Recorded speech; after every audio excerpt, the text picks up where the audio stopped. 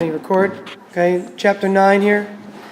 In 9.1, we looked at density and the buoyant force. So specifically, we looked at this formula to start, which relates density, mass, and volume. And then we had the buoyant force formula, which was rho F V F G. Density is obviously pretty easy because you've seen that before if you want to convert mass and density. Or if you're given mass in a problem and you need density. Or if you're given density in a problem and you need mass. Depends on what the actual problem is asking of you. Now, what about the buoyant force part? What does rho F V F G indicate about? Jake? It's the density of the fluid times the volume of the fluid times the gravity. Density of the fluid times the volume of the fluid times gravity. What do you mean volume of the fluid? What does that mean, volume of the fluid? So like if you had a rectangle, like a shape at the bottom of a body of water, that, I don't know, I forgot, it's from the lesson, there was like, it's floating in a rectangular space. Okay. And you take the volume of that. If it's submerged, yeah, you're right. If object is submerged, the volume of the object equals the volume of the fluid that's been displaced. Very good. It's Archimedes' principle. What do you want to add to that? Yeah. There's more you can add to it if you want to, that's why. So again, if an object is completely submerged in water, like so, the amount of fluid that's been displaced is equal to the volume of whatever this object is. But what if it's not completely underwater? What if it's not?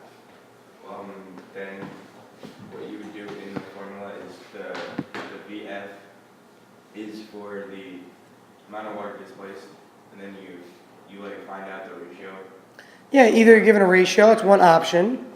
But tell me specifically, or not specifically, but more conceptually, what is the volume of the fluid displaced when it's not fluid? Like for example here, let's say there's the object, all right?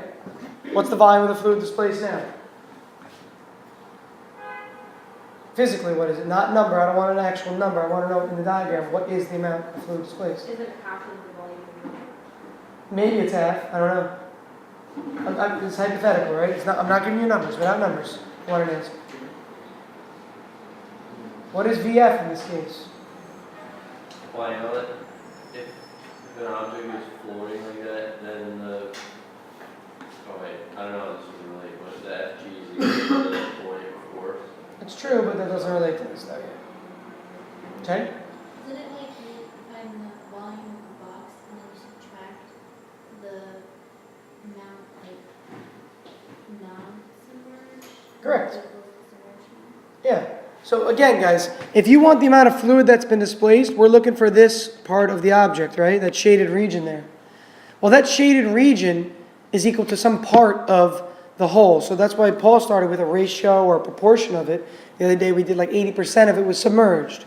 Well, the idea again, though, is that VF is equal to the volume of the amount of the object that's been submerged. In that case, okay? So VF, when it's underneath, is equal to the object itself. Because if an object goes underwater completely, the amount of water it pushes aside is whatever its volume is. But if this object, in this case, here, is only partially submerged, the part that's underwater is the amount of fluid that's been displaced. Okay, the part of it that's under the actual water there. So it depends. It depends on the problem itself.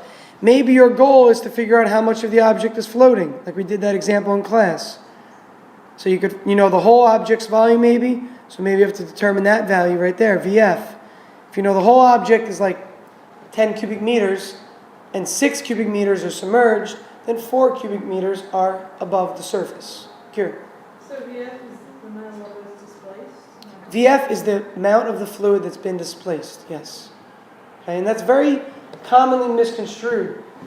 Sometimes I've seen like VF and people put the actual object automatically, but it's only if it's submerged is VF the same as the volume of the object. When it's not submerged, you need to figure out how much of the object is submerged. Well, if it's, as Paul said, 60% of the object, and you know the object's volume, you can determine how much of it has been submerged, depending upon that ratio. But it all depends on the way the problem is asked. That's why I'm asking you conceptually now, not mathematically. Let's see. All right, we went over yesterday in office hours. I'm going to quickly review them for like maybe, 30 seconds or a minute at most. Scenario 1, Scenario 2, Scenario 3. Scenario 1 is completely submerged at the bottom of the ocean. What do you know about that? What should you know about that? Yeah, VF equals VO is one thing. Oops. What else? Cooper? Buoyant force is greater than the force of gravity. Force of gravity is greater than the buoyant force. Yeah, because it's sinking, right? Yeah. It's sinking, so the gravity has to be more than buoyant force. Paul? The density of the object is greater than the density of the fluid. Yeah. All three of those things are true. Now, all three of those things are true. So if you're given a problem that starts where an object is fully submerged, you should know these facts. They will help you in the problem along the way. They will greatly help you in the problem. Yes. FG is equal to Sorry, greater than, thank you. I said it right, but wrote it wrong. Thank you. Second case. Object is not at the bottom, but it is submerged fully still. It's in limbo somewhere. There's only one difference in that. What's the difference than what we wrote in the last one? The force of gravity is equal to the force of buoyant force. Okay, actually there's two differences then, yeah. This is the same still. VF still equals VO. Gravity and buoyancy are now balanced because this object is at a state of equilibrium. It's just kind of sitting there. One other thing also. The density of the object is equal to the density of the fluid. Okay? For this object not to be floating or completely sunk, it's got to have the exact same density as the fluid. Remember we talked about fish and how fish can have variable densities. They do that to change their elevation in the water. So if a fish needs to come to the surface for some reason, sometimes they will, like a blowfish for example, expand in volume, as a result lowering the density, shooting up to the surface. Now, if anybody did the extra credit with the egg, you would have noticed when the egg was kind of in limbo, this is what's happening here. In the third case, what's the third case? What three statements can I make with the third case? The buoyant force and force of gravity are equal. They're still equal, good, because it's still balanced. It's not moving anywhere up or down. volume of fluid equals the volume of the object submerged. The volume of the fluid equals the amount of the object that's been submerged. Agreed. And what else? Cooper? The fluidity of the object is less than the fluidity of the fluid. Okay, for something to float, the density of the object has to be less than the fluid itself. So when we kept adding salt to the water, the density of the water kept going up until the egg's density was less than that, so the egg floated to the surface. For example, how could FB be equal to FG? I mean, like, So, yeah, it's kind of a weird thing. Let me explain this. So here's how it works. When an object is at equilibrium on the surface, it's still equal. Now, if this object were originally below the surface and you held it down below the surface with your hands like a beach ball, then the buoyant force is greater than gravity. It's going to shoot out of the water. But then when it lands on the surface and rests, what's going to happen? It's got to be balanced now, right? Okay, so these are still the same. The situation that Paul's thinking of is one of the examples I gave you in class. The last example in section 9.1 we did, an object was pulled down to the bottom of the ocean. It was tethered to the floor of the chain. It was then inflated, which caused it to want to rise up like a buoy would. And it was tethered with the chain. You've got to find the tension of the chain. So let's say that the buoyant force up, okay, on this the same situation. Say the buoyant, this is different from these now. The buoyant force up is 100 newtons. But the weight of the object is only 30 newtons. The buoyant force is 100, the weight is 30. It means the chain has to be pulling down with 7 more newtons. 30 from the weight, 70 from the chain, 100 from buoyancy would cause it to be, in equilibrium. But what happens if you cut that chain? The buoyant force is greater than the weight, right? So it's going to shoot up out of the water. Since it's 100 up and 30 down, and you cut the chain, which had 70 newtons of force in it, it's going to have an imbalance of 70 newtons upward. Theoretically, if you knew the mass of it, right? If you knew the mass of the object and you cut the chain, you could use this formula to find out how fast it'll move. If you knew that the buoyancy was 100 up, let me write this down. So buoyancy was 100. The weight of it was 30 acting down. The chain itself is 70 acting down. And that equals the mass. Let's say the mass of this object is 2 kilograms times the acceleration. Well, what's 100 minus 30 minus 70? 0. So when it's tethered down with the chain, what's the acceleration have to be then? 0, because it's tethered, it's sitting still. You cut the chain now, what happens to the force of tension? It's no longer there. Now, what happens as a result? If the force of tension is no longer there, you have an imbalance of force, which tells us that the overall force, since buoyancy is up with 100, gravity is down with 30, that would leave you at 70 upward, and you could figure out how fast it will move out of the surface, with what acceleration. You can then figure out, you could figure out the final. This is like a final exam problem for an AP level class. You definitely see this kind of a problem. Or an honors level class, we go on to AP. Because you have buoyancy, you could have acceleration, you could find the final velocity based on how far it goes. If you know the initial velocity is 0, you could find VF if you know the actual height. You could actually also find the drag force on the object if you knew the viscosity of the water acting on it. There's a lot more you can do. But this concept here, you can find the acceleration because there's an imbalance of forces, is like a fourth scenario. Okay, the main 3 scenarios are the ones that we went over above. Right, this is similar to when you hold something under the water and let it go. You put a chain to it, cut it, it shoots out of the water. Hold it under the water, let it go, it's going to also shoot out of the water. Once it comes to rest on the surface though, okay, once it comes to rest, we're back to scenario 3 up here. Okay, this is what will happen afterward, and there will be a balance of forces. Mathematical stuff you can expect. Okay, other mathematical stuff. You can expect something with Pascal's principle. This had to do with those hydraulic presses.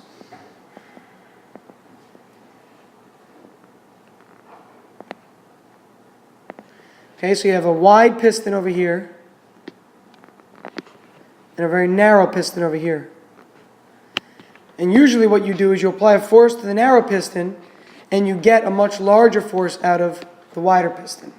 The reason this happens is because the fluid inside is a fixed amount. If you push down, say like 2 meters on the small piston, it's going to push this one up, not 2 meters, but maybe like 2 centimeters. Not much. It's the same way a jack works, right? When you lift your car up on a jack, how does that work? You sit there and you pump the jack, or it's a rotating jack. But you might pump it 30 times this far. 30 times you're like pumping down. Yet at the same time, what happens to the car? It only moves up like 2-3 centimeters. It's because you apply that lighter force over a longer distance. So you're still doing the same amount of work. Same thing here. You have to apply a force very little on the small piston. Say you apply a force of 50 newtons, and the object weighs 300 newtons. That's a mechanical advantage of 6. Right? 50 newtons down, it lifts an object of 300 newtons. 300 divided by 50 is 6. That'd be your mechanical advantage. But what that would mean would be you'd have to push down probably 6 times as far as this would lift up. Okay? So you're applying less force but over a longer distance. So in the end, you're doing the same amount of work and you're still raising this object. But the concept here is that you don't need to apply a large force. So the formula we would use would be this. Whoops. You could use the one I wrote there, but that's the solved version of it. Okay, you could flip-flop these. That's what I just accidentally did first. Sometimes I'll write an F1 over F2 equals A1 over A2, because you could switch these 2 spots, right? So this is the formula you would use. You know the force pushing down, maybe. You know the areas, the radius. And you can figure out how much force it will lift. Or maybe you know the weight of the car. Guys, let's all focus. Maybe you know the weight of the car, and you're trying to find the amount of force that you apply F1. Depends on the nature of the problem. Okay? Oh. If you push down with force on the bigger piston, would there be more force as a result on the smaller piston? All the way around. Need less force, yeah. Doesn't work both ways. Yeah. Think about it. Think about the mathematical equation for me. If you plug in a number for F2 you're pushing down on, this is going to be smaller because the area changes. It's the same relationship still. You're just solving for a different one. Another mathematical fact from chapter 9, the continuity equation. What did the continuity equation tell me? That when that A1V1 is equal to A2V2. So, Give me more. so if the area of the first part is smaller than the velocity will have to be larger so that the two numbers equal each other? Correct. So let's say that the fluid flow is going this way. If this area is area 1 and this is area 2, clearly area 2 is greater than area 1. So if area 2, if area 2 is greater than area 1, this means that V1 has to be bigger than V2. So that's what it would look like. Okay, that's your inequality signs. Again, if A1 is less than A2, then V1 is bigger than V2. They're inversely related to each other. Okay, this is because of what? You have a constant what? What was the term I used a lot? Flow rate. Volumetric flow rate. Good. Volumetric flow rate. Be specific, because there's such things as mass flow rate, other types of flow rates. Volumetric flow rate is the same in that pipe. What about Bernoulli's principle? How did that relate to this also? Jake? That pressure, as you like decrease or increase in depth of pressure and velocity of the way like water moves are inversely related. Yeah, so not this way though, it would be pipe flow. Yeah, More I solid. follow that. Okay? So yeah, the pressure and the velocity are inversely related. So you would have a higher velocity in the beginning, right? So you have a lower pressure in the beginning. You have a higher pressure out here actually. Now, as far as pressure, which Jake started to allude to there for depth, we have this formula. Who could explain this formula? Explain these portions of the formula. What do we got for this formula? What does everything stand for? Montalbano, what do you got? Well, the density of the object plus, and since it's like a, not a sphere or something, but it's like the area of the cylinder, is that it? Something like that? Not area, but we started with area to derive this formula. Yeah. But what does G and H stand for? Density of, the height and Height as far as? the curvature? Okay. I don't know. Height to the surface, also known as, what's another word for that? Anybody? Depth. Okay. G is just gravity. All right, somebody else help her out a little bit. What's P0? It's a constant. It's a constant. What does it represent? You remember what it's called? I don't know if it's a non-constant. That's the value of it. Or you can write this way, which some books will have. Is it P0 or is it P0, that's a P. Jenny? Atmospheric pressure. This is the pressure that the atmosphere is weighing down on you with. I'll write it above. What is this other pressure on the right called? Cooper? Gauge pressure. That's the pressure from the fluid that the object is contained in. So you have an object below the surface of a fluid, which is really below the surface of the atmosphere, which is another fluid. Therefore, superposition tells us add these two together. If I'm pushing down on an object, and then somebody else pushes down on the object, the sum of those forces is how much we're pushing down together. Same thing here. The pressure from the atmosphere, the pressure from the fluid that's contained in, equals, what is the left-hand side called? Absolute. Absolute pressure. Or overall pressure. Okay? Either one is fine. So remember, when you're under the water, under the surface of the fluid, you feel not under the fluid pushing down on you, but the atmosphere. Right now, you feel the atmosphere pushing down on you. Okay, that's the pressure that we feel every day. So our bodies have become accustomed to that part. The pressure inside of a tire or a fixed container is called gauge pressure. Okay, it's called gauge pressure. You're going to see that. All right. What else? Mathematically. Was there anything else in this chapter? Anyone remember? I'm trying to think of anything else mathematically. I don't think there was. All right, let's see other things conceptually in chapter 9. We talked about laminar versus turbulent. What's the difference there? Laminar versus turbulent. One is like smooth, something. And then, Predictable. yeah, and then turbulent. No. Yeah. So the flow of fluid that is laminar follows a certain streamline, and it's constant throughout. Whereas a turbulent flow, you have a lot of these eddy currents, you have swirls in the fluid flow. Now, there's a certain value called the Reynolds number. Guys, focus up here, focus up here. There's a certain value called the Reynolds number. The Reynolds number is what indicates whether or not an object is turbulent, or fluid is turbulent or laminar. If it's below a threshold, it is considered laminar flow. If it's above a certain threshold, it's considered turbulent flow. That threshold, though, is depending upon if the fluid is internal flow, external flow. So there's a lot more to it than just that. What I want you to get the idea of is the Reynolds number is used and it's calculated to determine whether something is turbulent or laminar flow. Okay? Talk about viscosity. What does viscosity mean? What's the term viscosity mean? It's about vocab. I know, it's from back in the beginning of chapter 9. Well, you can kind of like think about it as the thickness of the substance. So give me an example. Like Relatively. Oh, okay. So like water and honey. Water has a very low viscosity, where honey has a very high viscosity, Yeah. and they Okay. flow. The water flows more easily than the honey. Exactly. Okay, it has to do with like the thickness or the flow of it. So if something experiences a lot of friction when it's flowing, it's called viscous.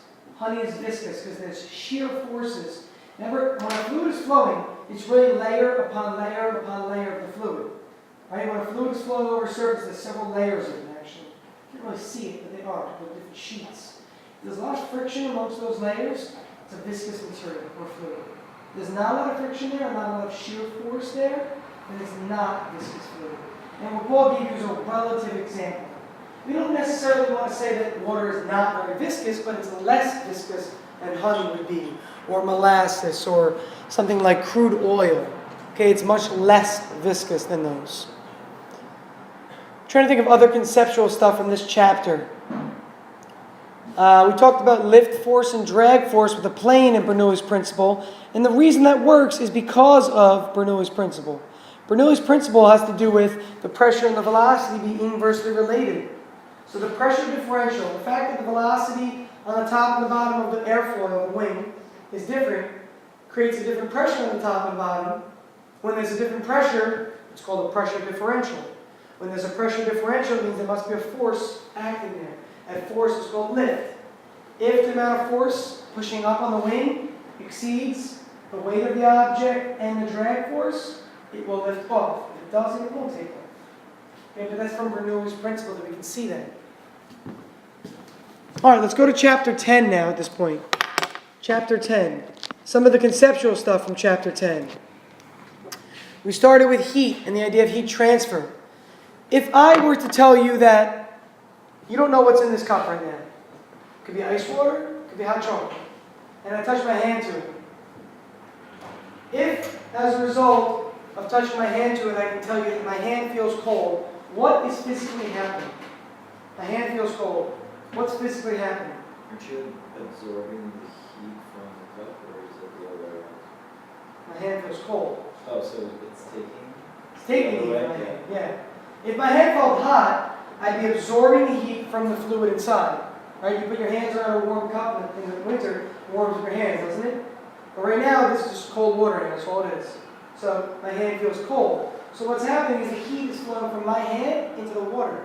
If you ever, and people have seen this before, if you ever go to like a ball game and buy a bottle of water or something that's cold, if you put it between your legs to sit there, or like between your hands for a while, like sitting between your lap, the actual fluid gets warm pretty quickly because your body is transferring heat into that cold fluid.